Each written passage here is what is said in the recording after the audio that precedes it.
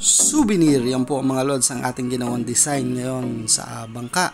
Shoutout sa may-ari ng bangka, nasa ang Kuya Carling. Ang Kuya Carling po, ito yung talaga nagle-lettering po dito sa atin, sa amin dito ng mga bangka.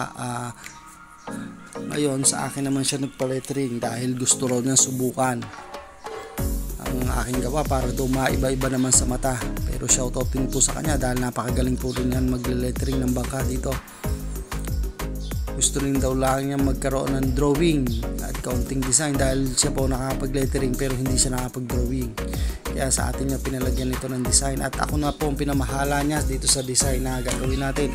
Kaya ang ginawa natin dito yung Philippine flag na style ng lettering para na iba-iba kanya, para iba sa lahat.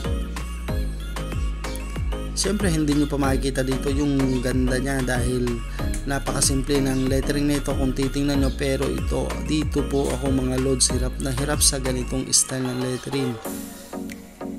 Kung mapapansin nyo mga lods, nilagyan natin ito ng masking tape sa itaas at saka sa baba dahil talaga mahirap ang ganitong style ng lettering. Isa sa mga lettering fonts na iniiwasan natin yung ganito, pero maganda naman siyang tingnan kahit simple. Ang magpapaganda dito mga lods yung kulay itim niya.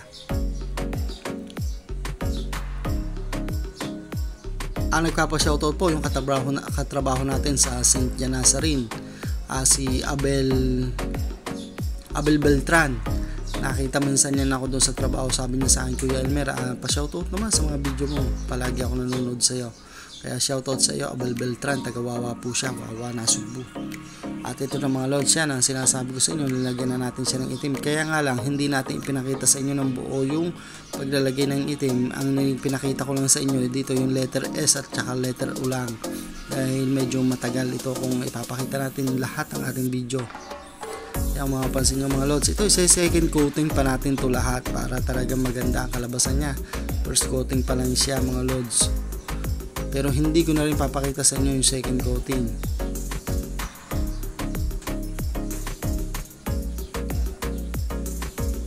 Pansin nyo, napakaganda nito mga lods at masayang masaya ang Kuya Carling sa kanyang bangka mga lods na nalabasan.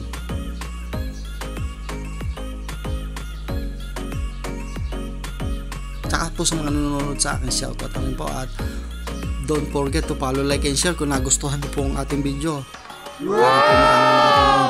Ito naman pinakita ko sa inyo, itong logong ito, yan sa reels naman natin yung i-upload para